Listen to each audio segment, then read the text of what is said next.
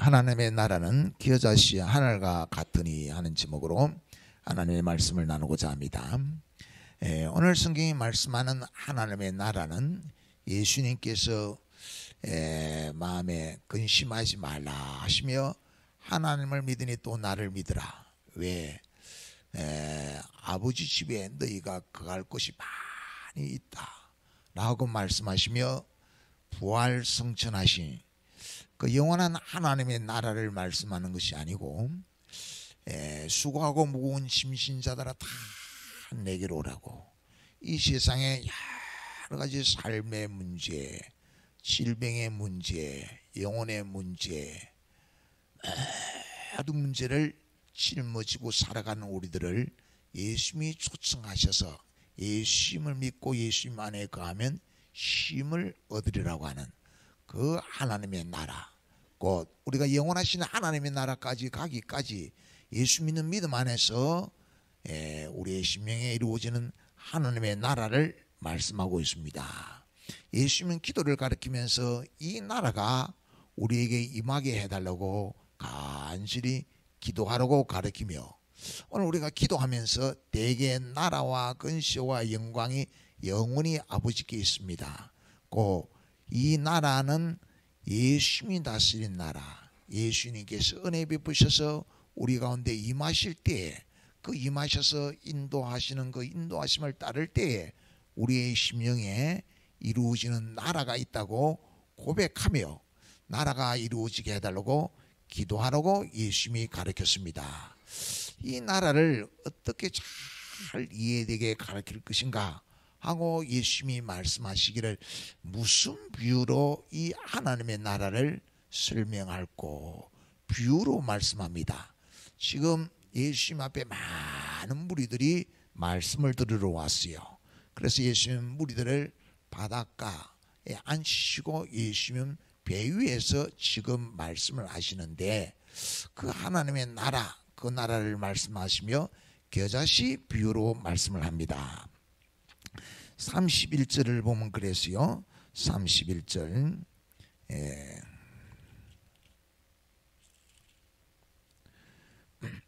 겨자씨 하늘과 같으니 땅에 심길 때에는 땅의 모든 씨보다 작은 것이로되 32절 심긴 후에는 자라서 모든 풀보다 크시며 큰 가지를 내나니 공중의 새들이 그 그늘에 깃들일 만큼 되느니라. 이 하나님의 나라를 설명하면서 예수님은 씨 뿌리는 비유를 들어 설명을 해요. 씨 뿌리는 비유, 들으는 길가에, 들으는 돌짝밭에, 들으는 가시밭에, 그 하나님의 말씀이지요. 그 말씀은 예수님을 가리키시오. 예수님이 우리 가운데 심겨지기 위해서 말씀을 다 전하는데 그것이 잘 심겨지면은 30배, 60배, 100배의 열매를 맺는데 그 100배의 열매는 뭡니까? 천국을 누린다는 거예요. 하나님의 나라에 대해서 설명을 하는 거예요. 그런데 이것이 딱 심겨졌는데 자라는 데는 문제가 있어가지고 염려나 여러 가지 물질적인 문제나 이런 것이 찾아와서 그 마음에 돌이 있다든지 가시던 물이 있어서 이것이 쭉 자라서 30배, 60배, 100배 천국을 누려야 하는데 천국을 누리지 못한다 하는 거예요. 그 예수님의 말씀을 듣고 예수님을 다 믿고 의지하면서 천국을 누려야 하는데 천국을 누리지 못하게 된다 라고 말하며 겨자씨 비유를 말씀해요. 지금 많은 사람들이 말씀을 들으러 왔는데 이 말씀이 얼마나 중요한지, 이 말씀 안에 천국이 있다는 것을 다 알고 목마른 사슴처럼 그렇게 다 경청하지를 않지요. 왜냐하면 예수님이 이 세상에 오셨을 때 그 유대 땅 베들레헴 그 말구육간의 초라한 모습으로 오셔서 나사렛에서 자라거든요. 그러니까 사람들이 무슨 나사렛에서 선한 것이 나겠느냐 하며 예수님의 말씀을 경청하지를 않아요. 예수님이 하는 말씀, 제자들에게 다 너희가 나를 버릴 것이다, 절대로 안 버린다 이거예요. 시험에 들지 않도록 기도해라. 그래도 기도하지 않고 누가 그냥 싸우고 다투고 그러다가 정말 새벽딱 울기 전에 10번이나 부인하지요. 예수님이 말씀하는 말씀, 시험에 들지 않도록 기도하라 하는 말씀을 귀중하게 여기지를 않아요. 아주 작게 여겨요. 작게. 그런데 예수님이 십자가에 죽으시고 3일 만에 부활하셨거든요. 그러니까 생각이 확 바뀌는 거예요. 예수님이 정말 부활이고 생명이구나. 그러면서 성령이 임하지요. 성령을 기다려 성령을 간절히 기다리는데 성령께서 임하니까 예수님 바로 성경대로 오시고 성경대로 우리 죄를 위해서 다 죄를 짊으시고 십자가에 죽으시고 성경대로 부활하셨고 성경대로 성천하셔서 이제 그 영원한 하나님의 나라로 우리를 데려가시기 위하여 다시 오실 것이구나 하는 딱 믿음이 정립이 되어지시오. 그러니까 마음에 누구도 빼앗아갈 수 없는 산소망이 있어요. 그래서 이 산소망을 막 나누어주는 그런 역할들을 하게 되어지시오. 그것이 곧 심길 때는 작은 씨였는데 자라고 나서 큰 나무가 되어가지고 그 가지에 새들이 깃들인다 했어요. 겨자씨, 겨자나무, 그것은 겨자나무가 아니에요. 요 정도 되는 풀이에요. 우리가 생각하는 것처럼 이게 유채 정도 돼요. 유채 정도. 노랗게 갈릴리 주변에 가면 꽃이 핍니다. 그게 풀이에요. 풀. 우리가 그렇게 연약한 자. 우리는 있지요. 세상에서 죽을 때까지 무거운 짐을 지고 살 수밖에 없어요. 협력은신 걱정하지만은 뿐만 아니라 뭐 건강이 어떻고 병원을 짓고 막 그래 조금 건강하고 조금 건강하게 살 수 있고 그래요. 그래도 있죠. 죽음을 이길 수가 없어요. 그런 우리 연약한 자. 그런데 예수님 부활이요 생명 되신 예수님으로 말미암아 확신에 가면 천국 백성이 돼요. 천국에 소망을 두게 돼요. 세상을 이기게 돼요. 찬송하며 감사하며 죽음을 맞이하게 되어져요. 그게 큰 나무에 새들이 깃들인다. 그런 새들은 뭐예요? 나그네들의 피난처. 그 나그네가 뭐예요? 삶의 무거운 짐을 짊어지고 가는 이들에게 복음을 전하는 자가 된다는 거예요. 이 부활이요 생명 되신 예수님을 다 만나기 전에는 예수님을 우습게 여겨요. 그래서 바리새인들은 세리와 지인들과 음식을 먹는다고 막 조롱해요. 왜 그렇습니까? 부활이요 생명 되신 예수님을 만나지 못했기 때문에. 성경에 삭개오가 있어.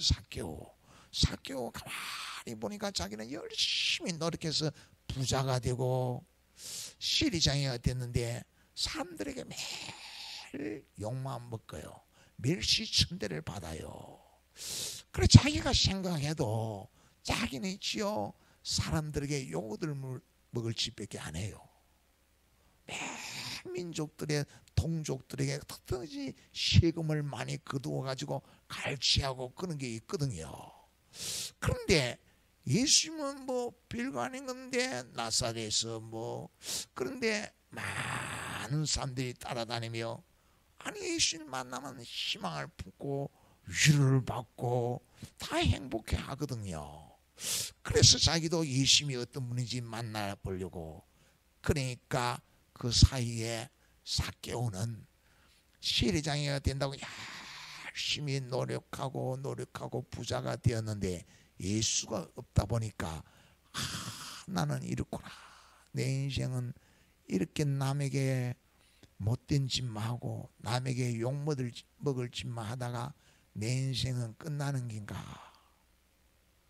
하는 순간 예수님이 보이고 예수님 안에 있는 세계가 보이거든요. 그게 마음이 깨어지는 거예요. 그래 예수님께 왔단 말이에요. 그래 예수님이 다 알고 내가 너와 깊은 만남을 이루어줄게. 너와 1대1로 내가 만나서 이야기를 하고 싶다. 너희 집에 가자. 그래서 삭개오와 이야기를 쭉 나누어요. 그러니까 삭개오가 예수님의 말씀을 들으니까 예수님의 말씀 속에 사랑이 있어요. 예수님의 말씀 속에 긍휼이 있어요. 예수님의 말씀이 지금까지는 망가졌는데 새롭게 사는 삶이 있어요. 천국에 사는 삶이 있어요. 그래서 다 받아들이고 결단을 해요. 내가 예수님을 따르는 삶을 살겠습니다. 내가 누군가의 토시에 간 거 있으면 4배나 갚고 내 재산의 반을 가난한 사람들에게 쓰겠습니다. 그러니까 예수님이 이 사람도 아브라함의 자손이라고, 이 가정에 하나님의 구원이 임했다고 그렇게 말씀하시요. 그것은 재산의 반을 가난한 사람에게 쓰겠다. 토시에 간 것이 있으면 4배나 갚겠다 하는 말은 삭개오의 인생을 말하는 거예요. 내가 이제까지는 사람들에게 요구들 먹을 짓만 하고 사람들에게 아주 못된 짓만 했는데 이제부터는 사람들에게 도움을 주고 사람들에게 예수 사랑을 나타내는 변화된 삶을 살겠습니다 라고 고백하는 거지요. 그렇게 예수님이 삭개오를 만드는 것처럼 오늘 우리에게 성령님이 오셔서 그렇게 변화시키는 거. 그렇게 변화시킬 때 그렇구나. 내가 이제 예수님 따르며 이제와 다른 삶을 살아야지. 내가 이 세상에 살 날도 얼마 남지 않은데 매일이 살아서 되겠냐 라고 깨달음을 주는 것을 예수님이 주시는 생수라 하는 거예요. 생명의 말씀을 딱 깨달아서 그 영혼이 마음의 심령에 낙이 되게 하는 게, 낙이 되게 천국이 임하게 하는 거예요. 오늘 우리들에게도 예수님이 임하셔서 말씀을 듣고 그 말씀을 통하여 십자가에 죽으신 예수님, 나를 위해서 대속하신 예수님, 나의 생명이 되는, 부활의 생명이 되는 예수님을 딱 만나게 되고 성령이 오셔서 그 예수로 충만한 삶을 살게 해요. 그러면 우리는 가지가, 큰 가지가 되는, 남에게 예수를 나타낼 수 있는, 예수를 증거할 수 있는 예수님의 사랑 안에 거하는 삶을 이루게 되는 줄 믿으시기를 축원합니다. 그것은 삭개오가 이제까지 막 남에게 해를 끼치고 못되게 하고 괴롭히는 삶을 살다가 이게 아니구나 싶은 깨달음을 가졌거든요. 그 깨달음을 예수님을 통해서 딱 만나는데 삭개오를 다 외면하는데 예수님 품어주고 예수님 진리의 말씀으로 깨닫게 하고 이제 새로운 삶을 살 수 있음을 말씀하며 새롭게 출발하게 하거든요. 그게 하나님의 사랑이에요. 하나님의 사랑. 하나님이 나를 사랑하셔서 우리 가운데 다 임하는 거예요. 그럼 뭐예요? 계자씨가 들어와서 나사렛 예수 그리스도를 만나면 그 안에 하나님의 사랑이 있음을 알게 하는 거예요. 사랑을 배우게 되는 거예요. 참 사랑이 뭔지, 참 사랑이 뭔지. 로마서 14장 17절 읽어봅시다. 시작. 하나님의 나라는 먹는 것과 마시는 것이 아니요 오직 성령 안에 있는 의와 평강과 희락이니라. 하나님의 나라, 구원받은 성도들이 모여서 있지요. 막 다 해요. 먹는 것 가지고 그거 먹으면 되니 안 되니 안 되니 그는 정결하니 부정하니 하면서 먹지 말라 했다, 먹어도 된다, 그거 갖고 막 다투는 거예요. 그러니까 하나님의 나라가 임하지 않아서 그렇다, 그렇게 말씀하는 거예요. 그 말은 예수님이 우리의 허물과 죄를 다 짊어지시고 십자가에서 우리를 정결하게 깨끗하게 하기 위해서 대속의 제물이 되지요. 따라서 예수님을 믿으면 예수님 안에 있으면 정죄함이 없어요. 정죄함이. 그래서 예수 믿는 믿음으로는 있지요.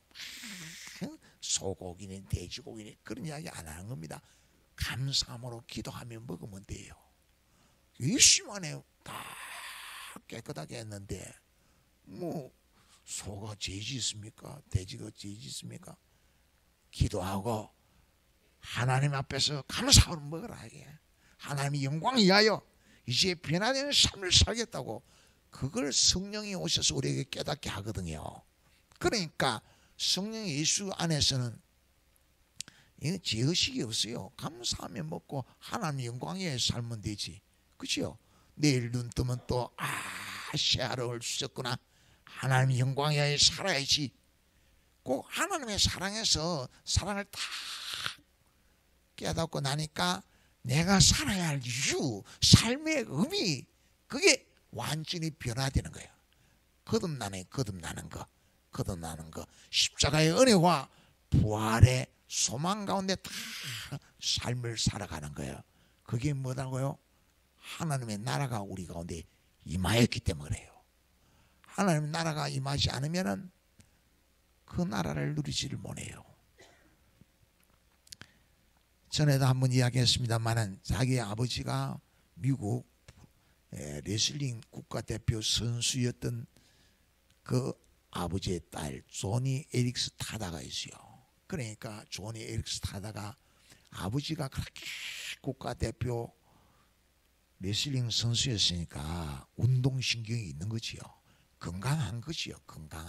그는 건강한 DNA를 타고 태어난 거예요. 그런데 여름 휴가 가가지고 바닷가에서 바다 수영하다가 바디스노에서 다이빙 했는데 다이빙하다가 목이 부러졌어요. 목이 다쳤어요. 중추신경이 완전 나갔어요. 사지가 마비, 사지가 팔다리가 움직이는 것은 이밖에 없어요. 그러니까 물속에 엎어져 있는데 사람들이 놀래서 끄집어내가지고 인공호흡 시키고 병원에 데려가고 치료했는데 숨은 쉬는데 팔다리가 움직이지 않는 거야. 의사가 목을 다쳐서 팔다리가 움직이지 않는다고. 이때까지 남보다 다 건강하게 살았는데 하루아침에 삶이 완전히 망가진 거지요.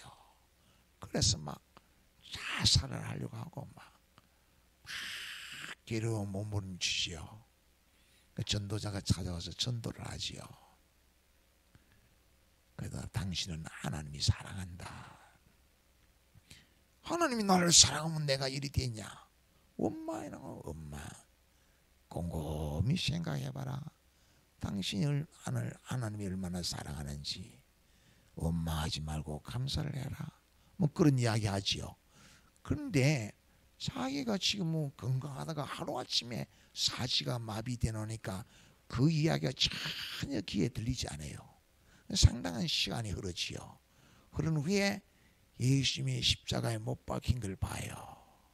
그 순간 예수님도 십자가에 못 박혔을 때 보니까 사지가 마비되어 있구나. 그런데 3일 만에 부활했구나.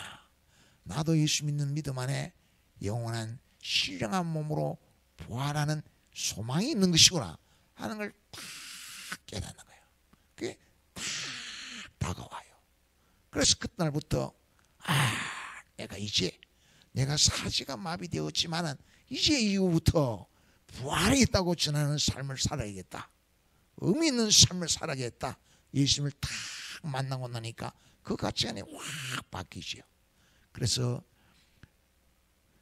조니 에릭스 타던데 조니 장애인 센터라고 하는 국제 장애인 센터라고 하는 클럽을 만들어서 전 세계에 가면서 장애인들을 만나지요.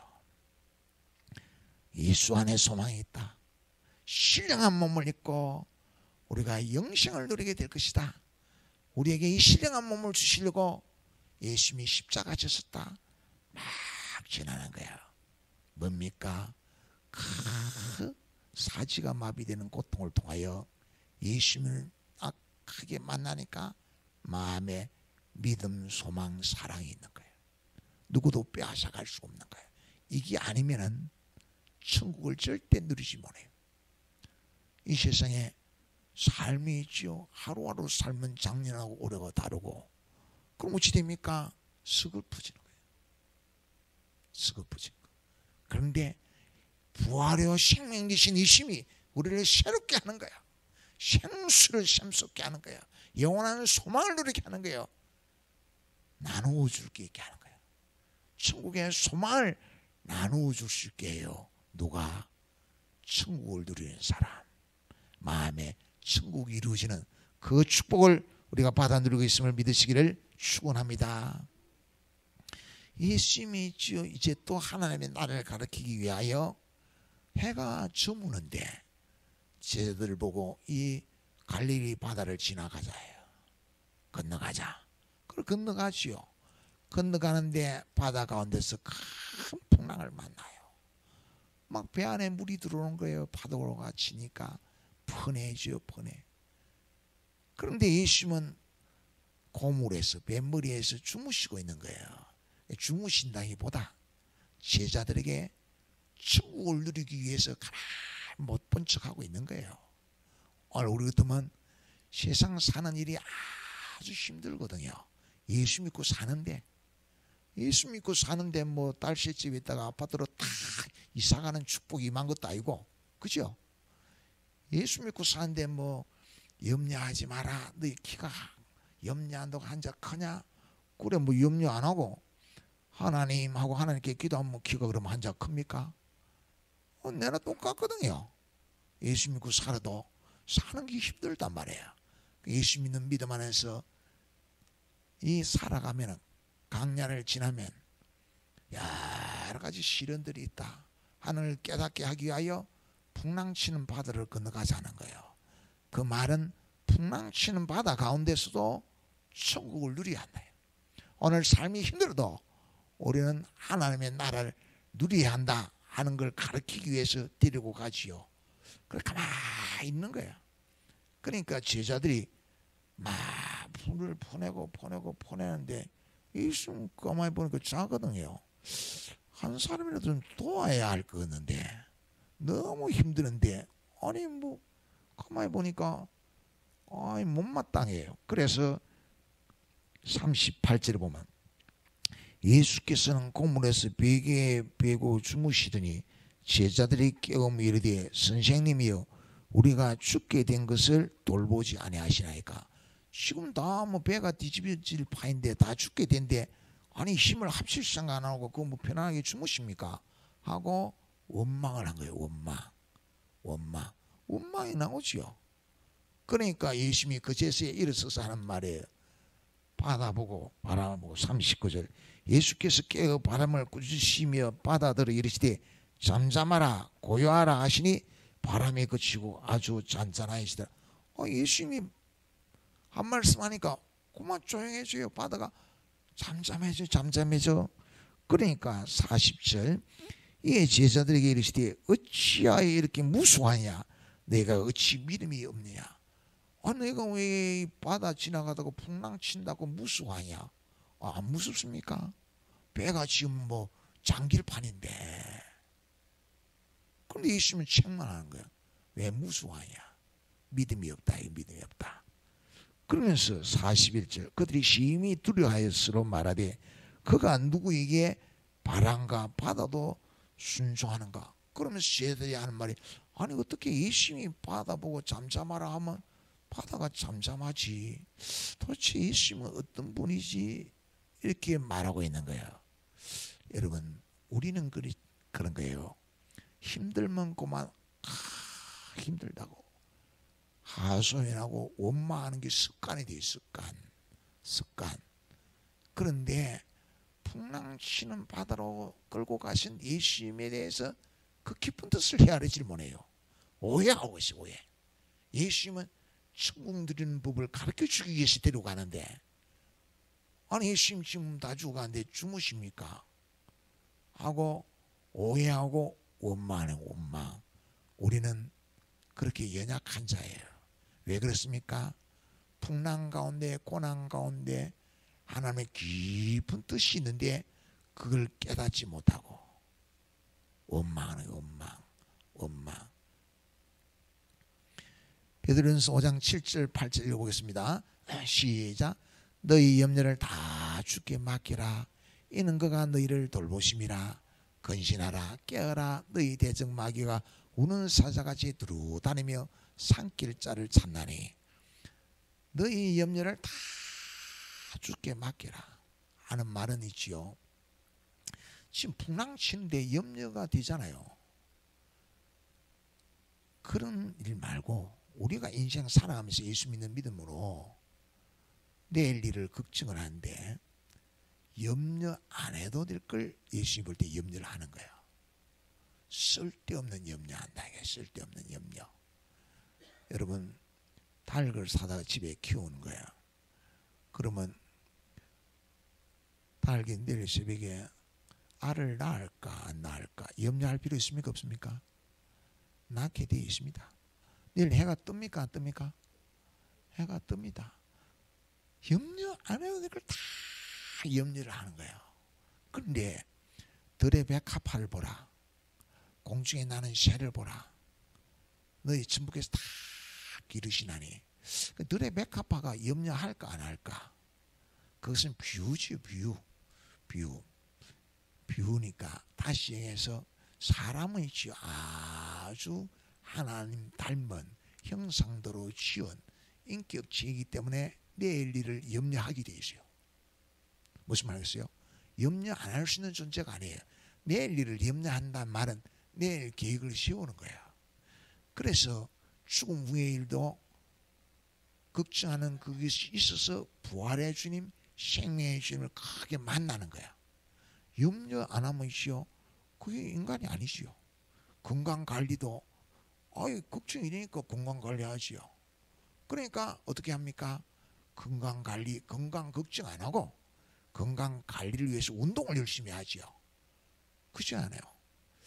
우리의 죽고 사는 문제, 모든 문제를 주님께 다 맡겨라. 근데 이 맡기시지 않아요. 제자들 보고 예수님이 그러지요. 어찌하여 믿음이 없느냐? 믿음이 없어서 다 못 맡기는 거예요. 그래서 무거운 짐을 여전히 짊어지고 살아요. 근데 예수님이 뭐랍니까? 성경이 그가 너희를 돌보시냐. 그가 주께 맡기라 했으니 주님이 너희를 다 돌보신다. 그래요. 다윗을 보면 그래요. 영원한 나의 목자신 내게 부족함이 없으리로다. 지금도 걱정 안 하고 앞으로도 전혀 걱정 안 한다. 왜? 하나님이 목자이기 때문에. 하나님이 목자가 돼서 어떻게 합니까? 푸른 초장으로 데려가요. 실 많은 물가로 데려가요. 말씀을 다 때에 맞는 말씀을 듣게 하는 거예요. 그럼 그 말씀의 은혜가 다 임하면 염려가 안 되고 맡길 수가 있어요. 평안의 집에 갈 수 있어요. 성령의 역사하심 따라 은혜가 다 임하면 염려가 안 되고 아멘이 아멘. 주님 안에 있는 삶을 이루게 돼요. 그래서 사망의 음침한 골짜기를 지날지라도 염려를 크게 해진대 푸른 초장으로 맑은 시냇물가로 데려가서 내 영혼을 막 충만하게 하는 은혜가 있으니까 두려워하지 않고 주의 지팡이와 막대기가 나를 안위하시나이다. 하나님이 환난을 당하면 건지실 것을 믿습니다 하고 사망의 음침한 골짜기를 지나는 거지요. 히브리서 4장 16절은 그래요. 때를 따라 돕는 은혜를 잊기 위하여 은혜의 보좌 앞에 단대히 나아가야 할지니라. 때를 따라 돕는 염려할 때, 환난이 찾아올 때, 풍랑이 찾아올 때, 시련이 찾아올 때 천국을 누리려면 믿음이 없으면 내 혼자 발버둥 치다가 원망하는 거예요. 때를 따라 돕는 은혜, 말씀을 들으면 내 영혼을 소생시키는 힘을 얻으면 주께 염려를 맡기게 돼요. 맡기게. 그래야 천국을 누릴 수 있어요. 우리는 그렇게 연약한 자예요. 시마다 때마다 나를 도우시는 은혜가 없으면 천국을 누리지 못해요. 하나님의 사랑 안에 거하지 못해요. 축복된 삶을 살 수가 없어요. 1980년도 MBC 대학가요제 우승을 한 유열이라는 가수가 있습니다. 유열. 뭐 사랑은 가고 하는 노래를 부르는 유열 씨가 있어요. 그 한 8년 전에 이게 폐섬유종, 폐가 이제 섬유화 되는 거예요. 섬유화. 폐 기능이 좋으니까 가수도 하고만 했는데 이게 막 자꾸 줄어들어가 섬유화 돼가지고 딱딱해져가지고, 그래도 찬양을 하면 조금 한 곡 정도 그래도 쉬가면서 할 수 있도록, 자기가 먼저 예수를 믿고 자기 아내가 늦게 믿었는데, 그래 이제 주님을 의지하지요. 그런 가운데 더 이상은 이제 활동이 안 돼요. 그 병원에 입원을 해서 산소 마스크 끼고 있지요. 아들이 초등학생인데 어머니와 아들이 작정을 하고 병원에서 이제 이식 외에는 길이 없다. 그래서 간절히 새벽마다 나가서 기도합니다. 교회도 석 달간 특별히 새벽 기도를 하기로 했어요. 막 기도를 한 거예요. 그런 가운데 기증자가 나타났어요. 그래서 날짜를 딱 잡았는데 기증 딱 한 일주일 전에 기증자의 폐 이상이 있는 거예요. 이 폐는 기증 받으면 안 됩니다. 돼가지고 캔슬이 돼요. 캔슬. 그런 가운데 또 이제 남은 것은 일주일입니다. 일주일이 고비입니다. 어서 그런 거예요. 일주일 더 이상 살기 힘듭니다. 인공호흡기로 숨 쉬는 것도 일주일밖에 없습니다. 이거예요. 그래 아들하고 부인하고 교회가 기도하죠. 그런 가운데 정말 기적적으로 일주일 만에 딱 기증자가 나타났어요. 그래가지고 딱 배를 이식했어요. 그래서 많이 회복이 됐어요. 거기서 있죠. 유열 씨가 큰 걸 깨달았어요. 이 나눔이라는 거. 기증하는 자가 있어서 자기가 새로운 삶을 살잖아요. 나누는 거. 사랑이라는 거. 예수님이 우리에게 생명을 주셨다는 거. 너무 절감하는 거예요. 세상을 보는 눈이 달라졌어요. 아파트가 어떻고 정치가 어떻고 경제가 막 싸우는데 생명을 어때 풍성케 하시는 은혜가 임해가지고 우리 속에 사랑이 있어야 되고 우리 속에 나눔의 마음이 있어야 돼요. 그래야 천국을 누려요. 예수님이 그걸 말씀하는 거예요. 우리 인생 가운데 뭡니까? 천국 가는 가운데 풍랑이 찾아오는 풍랑을 통해서 뭡니까?